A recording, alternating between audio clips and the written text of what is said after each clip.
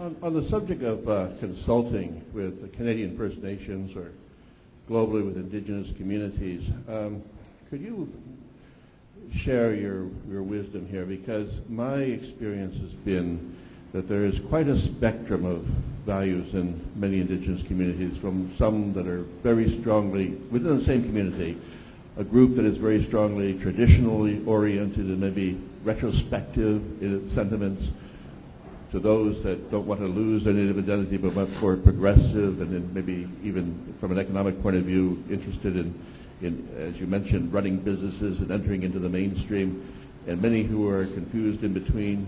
And then there's official decision-making bodies instituted by government bans and so forth, and traditional bodies, councils of elders, that make it for businesses that are trying to relate to Indigenous communities, or maybe research networks that are trying to find out what they really think, to know when you have a firm handle on what the view in the community is.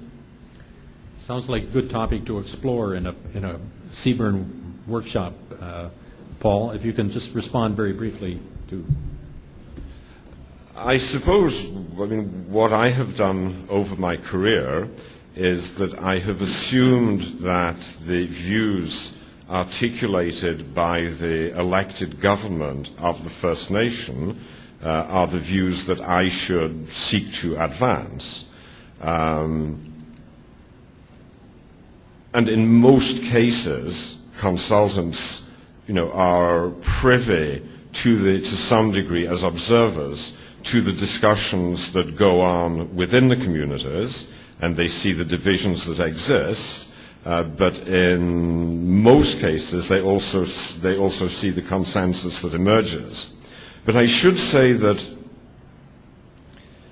over my career, I have tended to work with First Nations that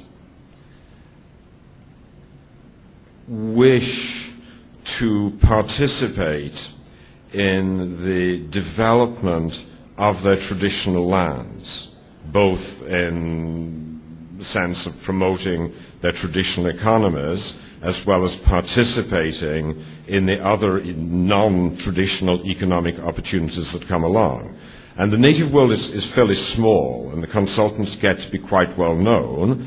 And I'm known, I'm not a confrontational or aggressive kind of consultant, and I tend not to get chosen to work for First Nations that are seeking confrontation. And indeed, I have lost a number of clients because I'm not particularly interested in doing that. I'm interested really in, in constructive activities, and that's why it's always been a particular pleasure to work with the Naskapis, and indeed I've been with them now for 32 years, that they have had a series of, in my opinion, very enlightened chiefs. They wanted to become a signatory to the James Bay and Northern Quebec Agreement, Canada's first modern treaty. They were excluded from it by Canada and Quebec, but they did negotiate their own treaty, which was signed in 1978, and they have made incredible progress in implementing that. And to give a sense of where they've gone, when we began back in 1975, the annual budget of the Naskapis was $17,000, and they had one part-time employee. Their budget last year was $17 million, and at the peak they had about 200 employees. They're essentially self-sufficient. But I think the chief is probably going to correct me now. Yeah, I want to ask something to add something to it, Paul. I've seen the dramatic change in my community, the Naskapi First Nation in Northern Quebec. The 30-year change has been incredible.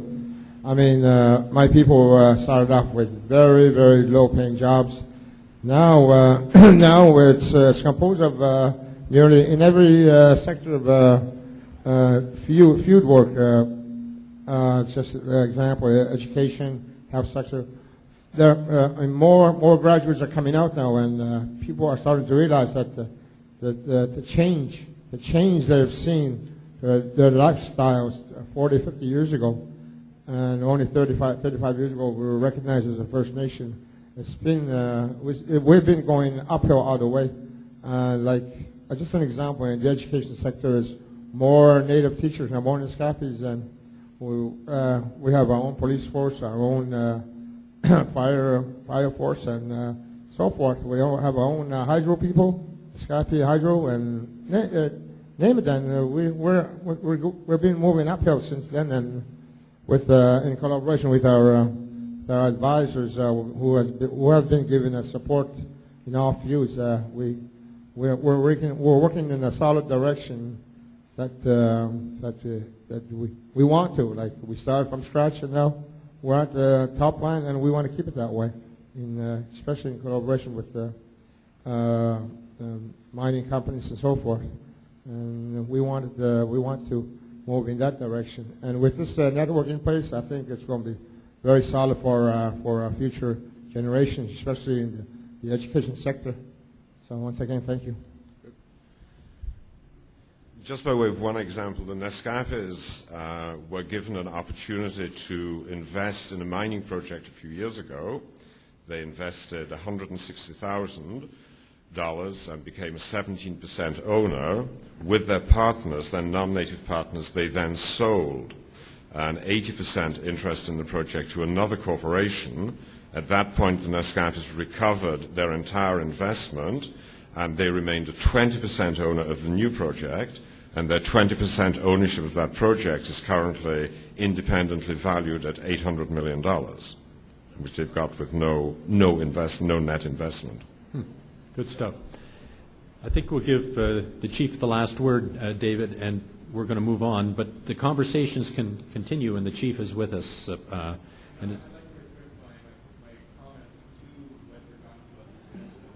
Well, quickly then. I want to underline, I guess, with Paul, I mean, it's a bit of an interesting thing here. We have someone kind of talking back and forth, but really we're having a dialogue between us, and underlining that point of the dialogue that you mentioned, Paul. And the challenge, I think, Wes, that you brought up earlier in terms of the expansion and challenges of the network is the capacity for particular groups, one being First Nations, Aboriginal, Indigenous groups, another one being youth involvement, how to involve them in dialogue, and the capacity for the research network to interpolate, to receive more kind of participatory research methodologies within the research network as well. Because I think, if we're talking about dialogue and we're talking about participation and inclusiveness, that's going to be a very fundamental challenge, particularly using the web-based technologies and everything else, or text-based with all of us, we're probably very comfortable with. But I think we really need to address that last piece, whether it might be involving artists, youth, drawing, poetry, whatever. So I'm excited to look at that part, and I'd be happy to kind of add some parts around that as well. Good. Thanks very much, David. Thanks very much, Paul. I